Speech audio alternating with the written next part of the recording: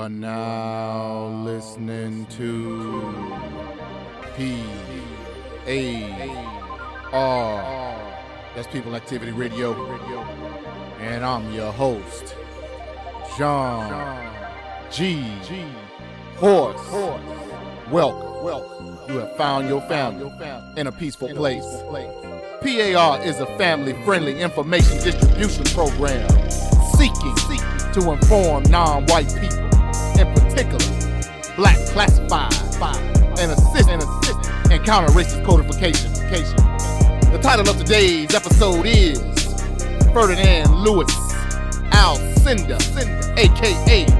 Kareem Abdul-Jabbar Revisited, and the heavy cost of black self-respect. And I'll repeat, the title of today's show is Ferdinand Lewis Alcindor, a.k.a. Kareem Abdul-Jabbar Revisited, and the heavy cost of black self-respect.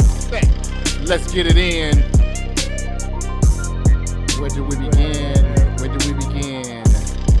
And again, I will repeat the title of today's episode so as to stay on topic. We know how I tend to stray away in a long-winded manner. The title of today's episode is Ferdinand Lewis Alcindor, a.k.a. Kareem Abdul-Jabbar Revisited, and the heavy cost of black self-respect. Why in the world is John G. Horse using Kareem Abdul-Jabbar's plantation name? Why in the world is John G. Horse using Kareem Abdul-Jabbar's government name?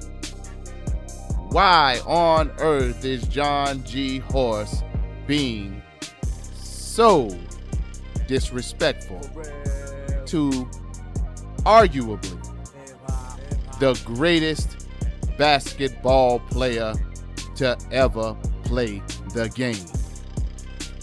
And to those of you who disagree with that thought process, I say to you, VGQ.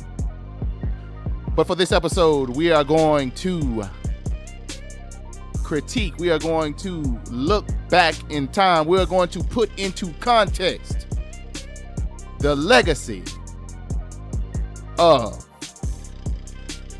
Ferdinand Lewis Alcindor. Now, who is Ferdinand Lewis Alcindor? We all know that it is who we know now today as Kareem Abdul-Jabbar, six-time NBA champion, six-time NBA MVP, all-time leader in goals scored in the NBA, and at the top of countless major statistical categories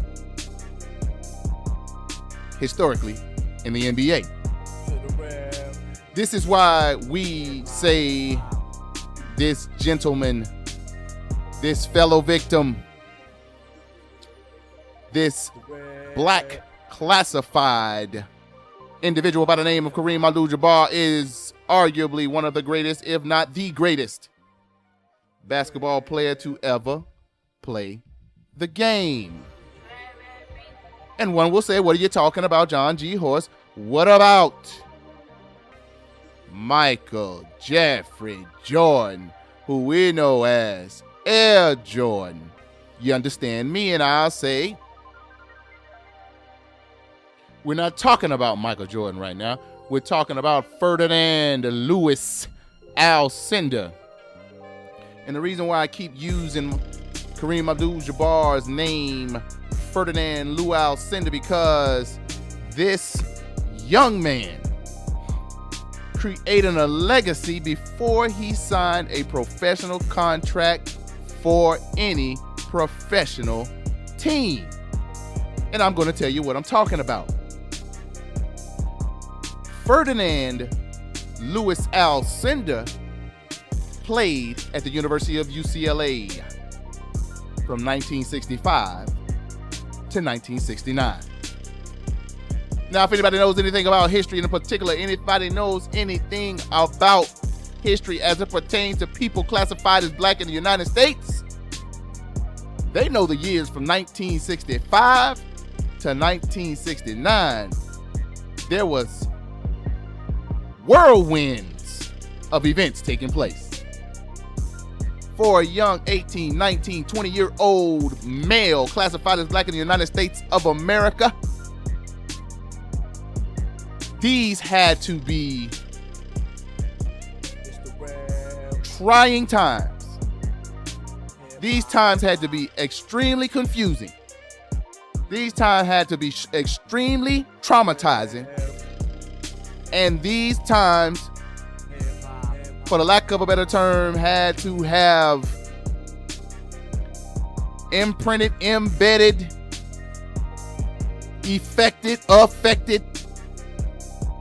I don't even know the word to use, but they have to be branded in the development and the consciousness of anybody during these times. I'm going to tell you, in 1965 is the year that El-Hajj Malik El-Shabazz, also known as Malcolm X, also known as Detroit Red, also known as Malcolm Little, was assassinated. February 21st, 1965. This is Kareem Abdul-Jabbar's, aka Ferdinand Lewis Alcindor's, first year of college. 1965, where he was a freshman for the UCLA freshman team, and back in these days, freshmen were not allowed to play. They had to sit out a year and learn the ropes. Well, as a freshman, Ferdinand Lewis Alcindor would routinely beat the NCAA championship team of the sophomore, juniors, and seniors of UCLA on the regular. And one of these routine beatings was displayed during homecoming or the opening night of college basketball season at UCLA. So I'm trying to tell you, the young man Ferdinand Lewis Alcindor came out of high school where he won, if I'm not mistaken, 71 consecutive games. Now, he's arguably the greatest high school basketball player to ever play the game. And I apologize if I'm cutting you short on your high school consecutive wins list. Mr. Abdul-Jabbar, I apologize in advance. I don't got all the numbers with me, but I know, man, he was getting it in high school. One of the highly sought after, highest recruits in the history of high school basketball history. And then he got recruited by arguably the greatest basketball coach to ever coach the game in the NCAA. His name is not important because this is not about him. This is about Lou Alcindor. Lou, as they called him in college. And I'm going to focus on the years 1965 to 1969, the 4 years that Lou Alcindor dominated the NCAA like never we've seen then, before, or after. Ain't nobody never seen nothing like Lou Alcindor. The brother was so bad that they banned dunking because he was smashing on fools, dominating a little bit too much. So they banned dunking. So Lou Alcindor said, well, I got this thing called a hook shot, and I'll weigh y'all out with this thing here, just putting in work every night. But let me get back to the topic of 1965 to 1969. Developmental years for the young man that we know as Lou Alcindor. Ferdinand Lewis Alcindor, if you want to be technical. In 1968, there was the Olympic trials, as I played in the clips before. And there was a whole bunch of commotion about the Olympic trials because people who classified themselves as black were not seeing any progress as it pertains to the so-called civil rights bill that was signed by President Lyndon B. Johnson in 1965. And President Lyndon B. Johnson called this piece of toilet paper legislation the nigger bill. You don't have to take my word for it. Go ahead and look it up again. President Lyndon B.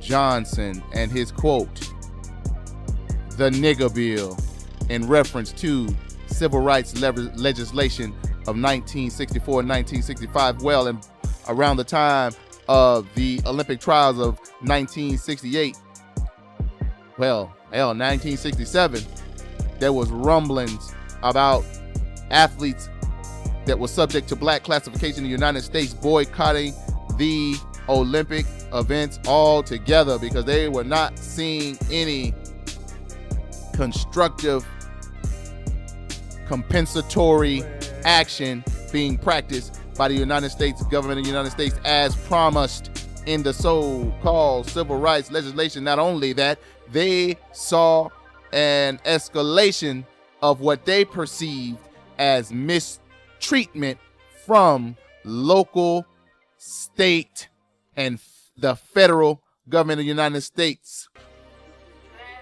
targeting, mistreating, and maldistributing resources against the usual suspects, people who were subject to black classification. So the young athletes of the Olympic trials that were classified as black tried or attempted to use what leverage they thought they had, and they threatened to boycott the Olympic trials. Now, we all know if the athletes who are classified as black boycott the Olympic trials, you ain't finna win no racing, no high jumping, no long jumping, no basketball. Anything that has to do with athletic skill and ability ain't finna be won. Might win some doggone snowboarding and sledding, if that. But as far as all the major events that everybody's checking for, you can kiss all them victories goodbye. So these young men and women who were in college, in particular this young man by the name of Lewis Alcindor, who we know as Kareem Abdul-Jabbar, they said that they wanted to boycott the Olympics. Well, as you heard, in the 1968 Olympics, I don't have to hold you hostage with the information because I played the clips before I started talking. Ain't nobody boycott the 1968 Olympics. Matter of fact, the 1968 Olympics are known for protests from the athletes that were classified as black in the United States, in particular the two racers, track runners, track athletes who raised their fists in the air during the medal ceremony. I don't have their names right now. You heard the names in the beginning of the clips. You know what I'm talking about. We're not talking about them. They went to the Olympics. I'm talking about my GOAT, and to all of you who disagree, VGQ, I'm talking about Ferdinand Lewis Alcindor. But before I get to 1968 and what Ferdinand Lewis Alcindor did, I gotta take you to 1967 when the draft board told then Muhammad Ali, the draft board said, we need you to come out here and participate in the Vietnamese conflict on behalf of the United States.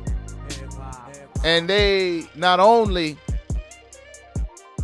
disrespectfully addressed him by his government name, by his plantation name. They said, Mr. Cassius Clay, we need you to report to the draft board. Right then and there, the man like, man, I know that I told these fools my name is Muhammad Ali. That is what I go by, and I can't even get no respect in my own country. He just said, you know what? I ain't going. Viet Cong ain't never called me a nigger.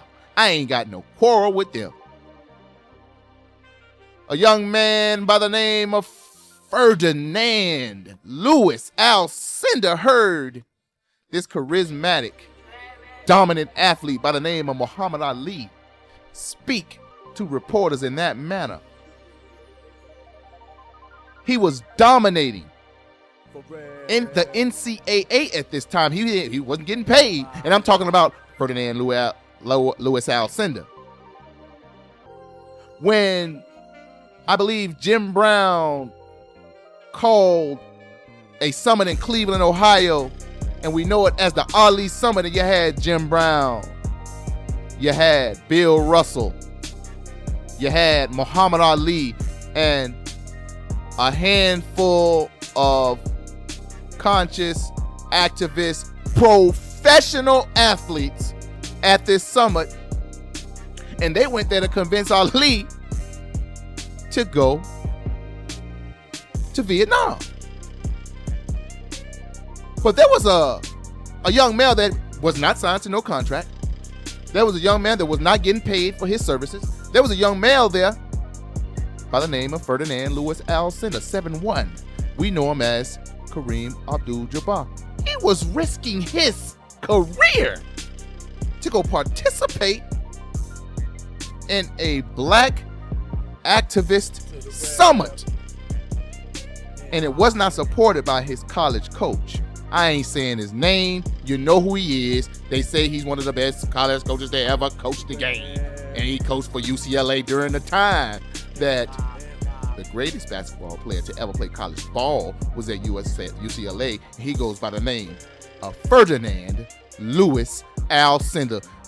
Those of you with codification will understand why I'm saying his name over and over again. I'm not spelling it out for you, and we're not going to be here too long because this ain't really rocket science what I'm talking about. So you have a young man that is risking his potential livelihood to participate in a summit with this so-called treasonous, unappreciative Negro athlete that want to be called Muhammad Ali, with Jim Brown, Bill Russell, and a whole other collection of professional athletes. At this time, Ferdinand Lewis Alcindor wasn't a professional. He was not a professional. He was playing for free.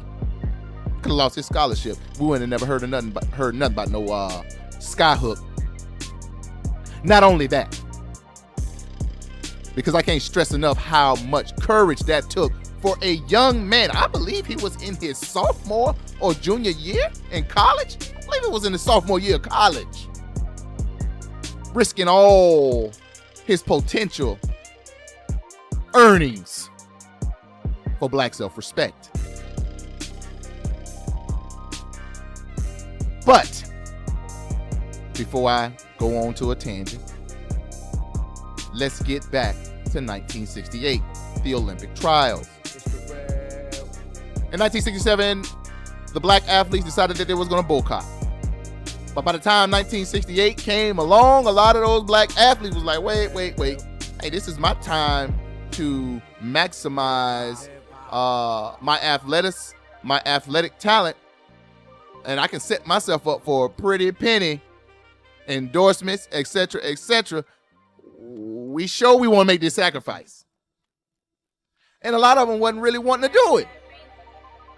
And I don't blame them. There's no apparatus set up for foundational black Americans or people who are classified as black in the United States to have guaranteed income, guaranteed jobs, guaranteed opportunities. We don't have an economy set up for our group. So for all intents and purposes, We are subject to groups outside of ours in order to have a livelihood. It's just as simple as that. So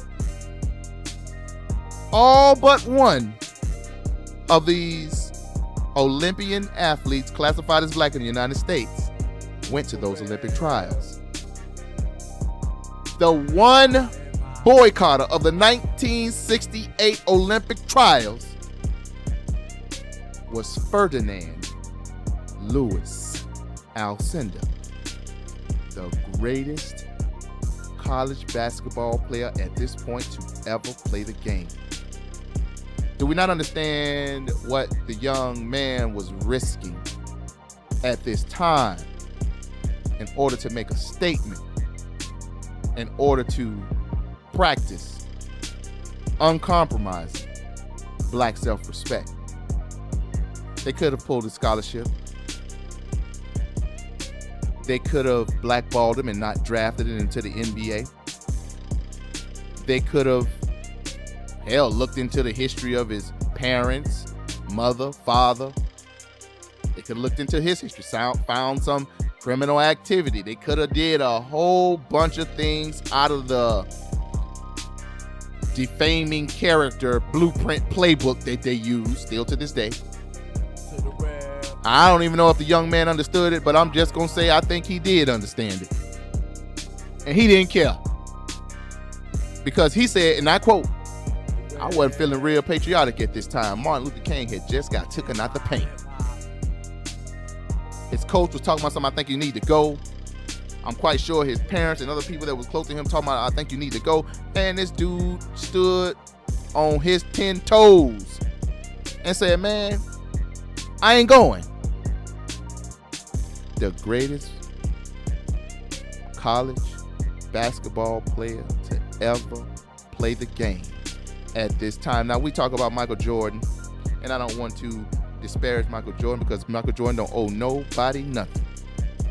But we always talk about MJ is the greatest, MJ is the greatest, MJ is the greatest, and we say Muhammad Ali is the greatest, Muhammad Ali is the greatest, Muhammad Ali is the greatest. Muhammad Ali's discipline is boxing. Muhammad Ali risked the prime of his career to make a statement. Now, I suspect there was also some ego in his decision, but I'm not here to critique Muhammad Ali's decision because it showed intestinal fortitude and it showed black self-respect. I ain't going to no war. And if we're going to say Muhammad Ali is the greatest, not because he dominated the square circle that we call the boxing ring, if we're going to say Muhammad Ali is the greatest because he stood for justice, he stood for black self-respect, he stood for his people, and he spoke up and he wasn't afraid, he showed no fear when they had a whole bunch of things to be afraid of at the time, whole bunch of money he's losing, whole bunch of endorsements he's losing, whole bunch of prestige he's losing. He's sacrificing it all for what? We say he sacrificed it for his people. I'm on roll with that. That's why he the greatest, because he wasn't whooping everybody. He lost a whole bunch of fights. But when we say the GOAT of boxing, more people than not will say Muhammad Ali. And let me tell you something. When Muhammad Ali was in his prime, in his sexual prime, his athletic prime, his professional prime, he was the #1 hated man in America. It's only after he got frigid and sickly is when all of a sudden the United States came rolling him out every chance they can get to show you how weak he was. That's my conjecture. Now, I could be in error. Feel free to correct me if I'm talking crazy. And if you think the content that I am speaking, if constructive, if you think it's some mess, feel free to comment. And if you're feeling like commenting, I'd also appreciate it if you subscribe and press the thumbs up. And this is P.A.R. People Activity Radio, and I'm your host, John G. Horse. Let me get back to the topic, though. So if Muhammad Ali is the greatest because of his stance, as it pertains to speaking up for non-justice for people classified as black. When we talking about the greatest basketball player to ever play the game, Lewis Alcindor hadn't signed a contract and sacrificed it all to make a statement of his displeasure, of his position on his people who he is in the group with, who he is a fellow victim of, to show black self-respect and saying, hey, I don't support the United States because the United States don't support my group. Not him. He was doing well.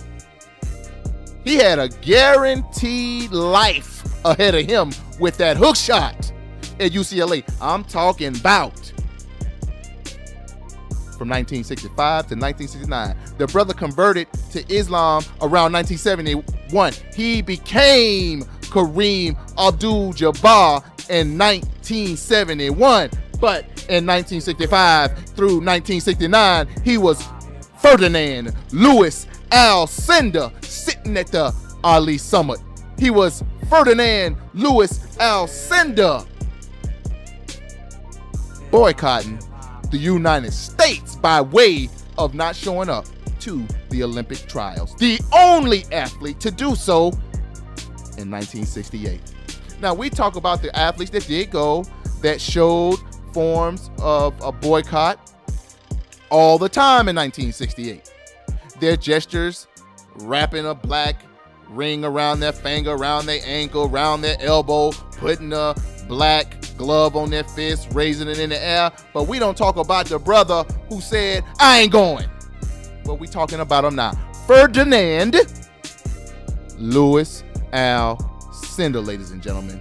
As far as I'm concerned, the greatest of all times as it pertains to basketball. I'm not going over his numbers. I don't got to. They speak for themselves.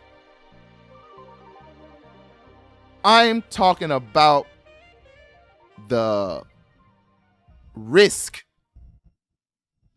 that he did at an early age. Now, let's get to around 1971 when the brother decided to convert to Islam. Once he decided to convert to Islam, at this time, because of his political stances, his practice of black self-respect, 1969, I believe, he was drafted to the Milwaukee Bucks. Kareem Abdul-Jabbar is known for his frigid, icy interaction with white journalists. And if you understand what he had went through in UCLA by him displaying black self-respect as a young teen and an early 20 black male, participating in all these boycotts and movements and conscious practices as it pertains to trying to manifest and produce justice for people classified as black. By the time he got to Milwaukee, by the time he got to the Milwaukee Bucks, man, he wasn't really trying to interact with white folks like that. I can kind of understand if he had a healthy suspicion of anybody classified as white stepping to him, because when he was at UCLA as Ferdinand Lewis Alcindor, they were always twisting and twirling and reaching with his words. It was extremely bad. He would try to say one thing, they'll make it seem like he's saying another. He don't talk to him, they're saying he's no class. He talks to him, then they says he's too ungrateful for his opportunity. I mean, it was all over. This brother wasn't even 25. He had went through so much social terror. I mean, when he was in college, I believe one of the clips I played, he was being interviewed by this former Major League Baseball player on a major television network, and he was questioning Ferdinand Lewis Alcindor about his position on boycotting the United States Olympic Games. It was like, hey man, listen, I don't think that the United States have shown the moral. I don't think the United States have showed the will to do right by all of its citizens, in particular the group that I am part of, people who are classified as black, and I'm not feeling real patriotic. You understand me? So I didn't have to go. It's not required for me to go. I ain't go. And this fool had the nerve to tell Ferdinand Lewis Alcindor, well, why don't you go to another country? This is a young man, a kid for all intents and purposes. This is a grown man talking to a child like that. You understand me? I mean, anytime you talk about the number one problem in the globe, the number one problem in the world, and the number one problem that I speak about a lot on this platform, anytime you show any enthusiasm, any will, any consciousness about correcting the problem, and I have concluded that the problem is the global system of anti-blackness known as global racism, white supremacy, or as Dr. Kamal Cambone calls it, white terror domination. His words, not mine, but to Kamal Cambone, VGQ. Anytime you show any will to solve the problem, man, the dominant society is going to come after you. So Kareem Abdul-Jabbar, by the time he was in Milwaukee, man, he didn't really want to deal with the reporters. So he developed this exterior protective armor around him. One word answers, etc., etc. Whatever he had to do to get through that period to Kareem Abdul-Jabbar, I say VGQ, Victims Guaranteed Qualification. You understand? So I don't want to be disrespectful to the legacy of Kareem Abdul-Jabbar, but I wanted to speak about Kareem Abdul-Jabbar's sacrifice. I wanted to speak about Kareem Abdul-Jabbar's courage. I wanted to speak about Kareem Abdul-Jabbar's literature, because not only was he a courageous young male in high school through college, sacrificing his livelihood for black self-respect, not only did he go into the NBA for 20 years and dominate the NBA like no other have before or since he's played, he then got out of the league and started writing book after book after book after book. In particular, one book called Brothers in Arms, about a tank battalion in World War II. Oh, and if you know anything about People Activity Radio, if you know anything about John G. Horse, we love talking about the myth of Black American cowardice, and we love giving credit to foundational Black Americans, or people who are subject to Black classification, who put in work on the military battlefield for justice. You understand me? So what inspired this video was the fact that Kareem Abdul-Jabbar not only writes about racism, white supremacy, not only writes about trying to replace the system of white supremacy with a system of justice, he also writes about the brothers and sisters that put it all on the line for the country that they find themselves in, and in particular, Brothers in Arms. Not only that, why in the world do we not know who and what Kareem Abdul-Jabbar is? Why is Kareem so mysterious? You notice you don't never see Kareem often on the sidelines or being interviewed repeatedly on sports platforms.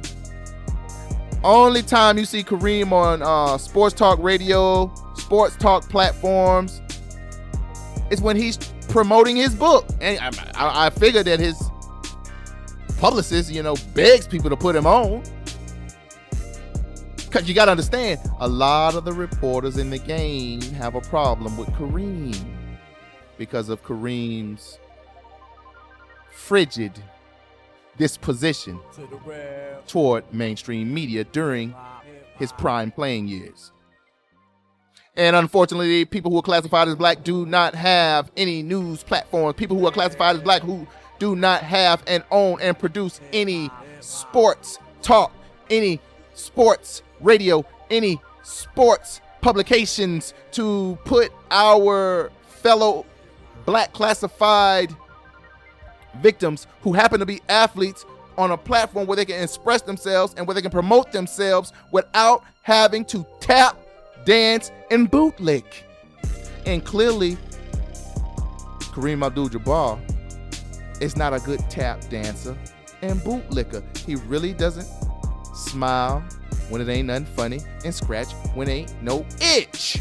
Now, there are some colleagues and teammates of his that have no problem with showing their teeth anytime a camera turns on, and I'm not talking bad about them. I'm not saying anything disparaging about them. I'm just saying they are extremely financially and publicly well received and financially well off. Now, I don't got to say no names. You know who I'm talking about.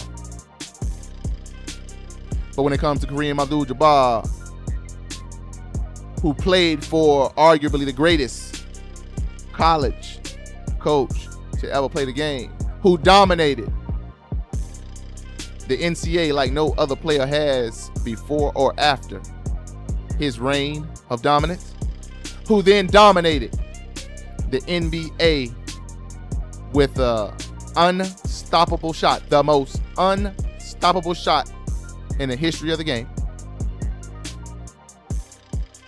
who dominated MVP, who dominated shots blocked, who dominates point scores, who dominated this, dominated that. Do you know Kareem Abdul-Jabbar couldn't even find a coaching job in the NBA? Well, nobody would hire him, nobody would touch him. I mean, I'm sure this guy scored the most points in the history of the game. He could teach somebody a thing or two. He had to beg, scratch and claw for employment. Lakers wouldn't even hire him. And let me talk about the Lakers for a little bit. I think he was coaching in some Bush League college team or on some reservation. It was a sad sight. I mean, you can look all this stuff up. We're not going to go into all of that. But that's the price of practicing black self-respect. You understand me? See, when he was standing for justice, when he was in college, dominant society don't forget that. So after his playing years, they really showed him what they really thought of him. See, he was making the Lakers franchise a lot of money with that hook shot. You understand me? But the Lakers franchise built a statue of Magic Johnson. Rightfully so. Magic was a great player. Probably one of the greatest point guards to ever play the game, if not the greatest point guard to ever play the game. And I would not disrespect Magic Johnson in that matter to say he did not earn that statue. He did. The Lakers franchise also gave a statue to Oscar De La Hoya. Okay, all right. The Lakers franchise also put a statue up of Wayne Gretzky. Okay, one of the greatest, if not the greatest hockey players to ever play the game. He played in the Staples Center. Okay, all right. They then gave a statue to their long tenured home sports announcer, Chick Hearns.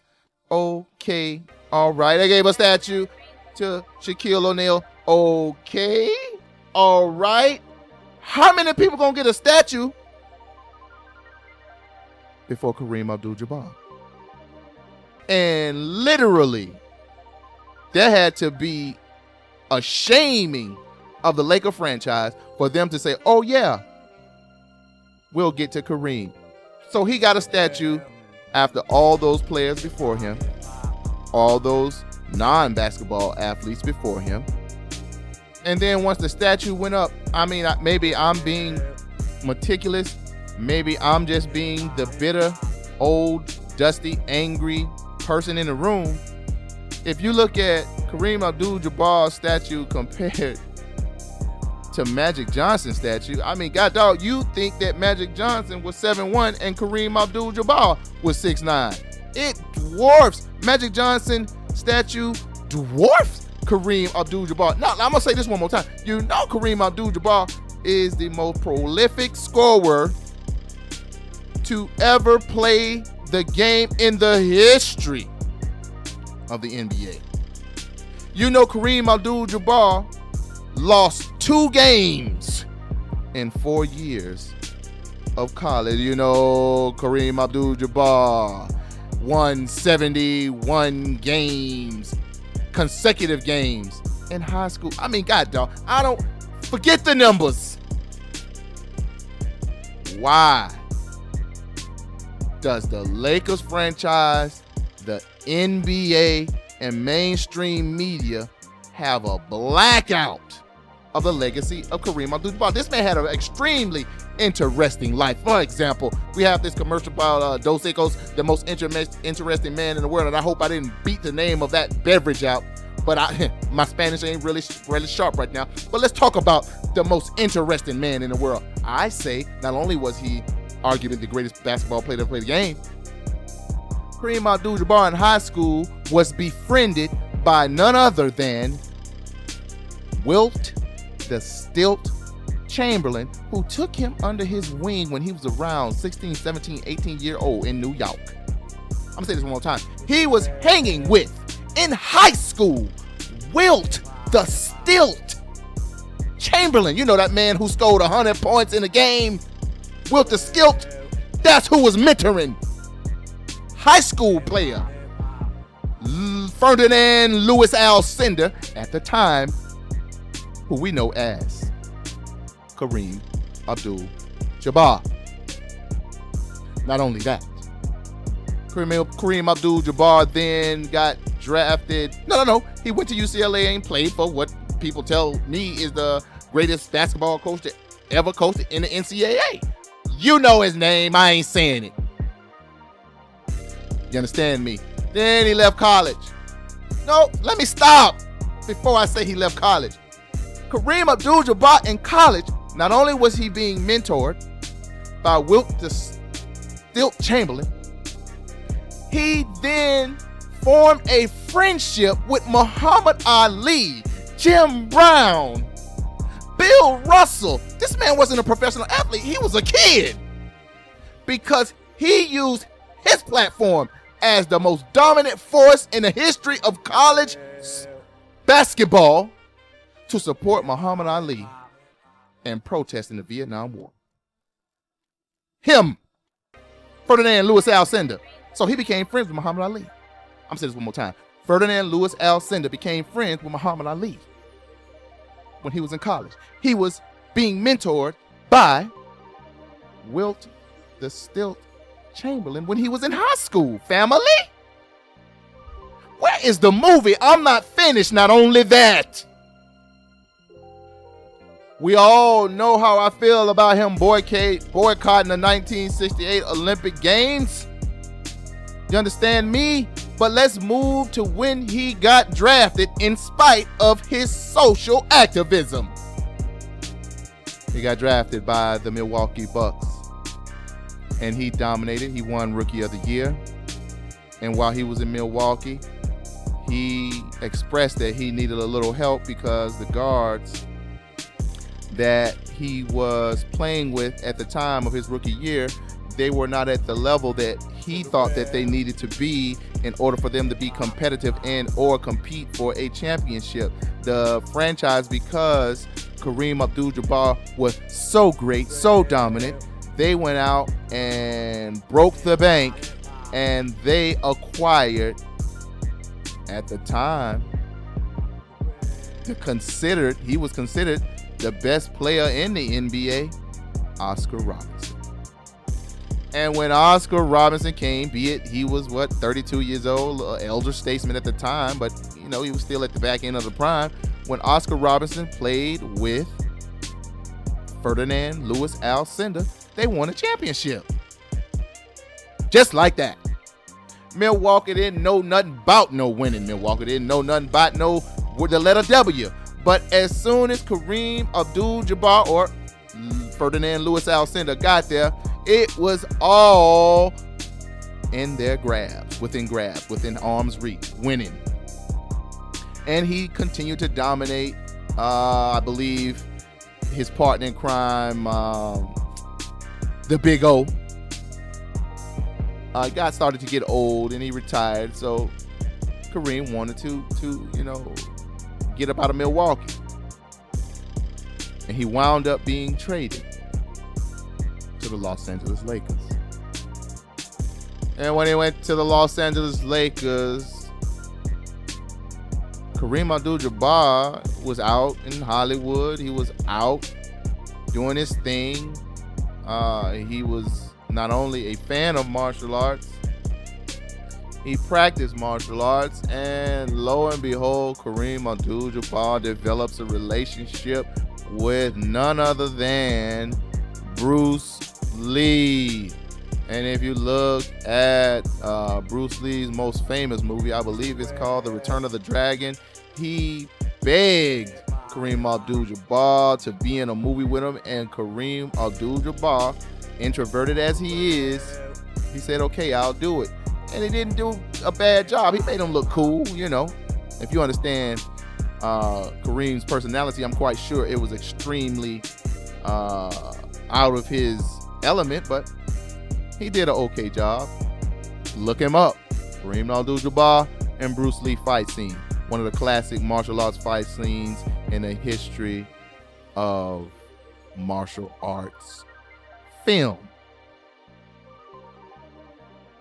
The most interesting man in the world, ladies and gentlemen. Ferdinand Lewis Alcindor. Mentored by Wilt the Stilt Chamberlain. Befriended by Muhammad Ali, Jim Brown, Bill Russell when he was a young buck. Had a relationship with Bruce Lee. Won a championship with the Big O and Irvin Magic Johnson. I can go on and on and on because there are many things that I did not mention about his life and his conversion to Islam. That may be a topic of another episode, but I will say this. When we as people give people the title of greatest of all times, I'd like us to consider one thing. Not only are we considering their dominance, not only are we considering their talent, not only are we considering their charisma, not only are we considering their marketability, not only are we considering the effect that they had on society. Would it be too much for us to ask? Would it be too much for John G. Horst to ask? For us to consider their position on replacing the system of anti-blackness with a system of justice. Can we consider that? That's just a thought.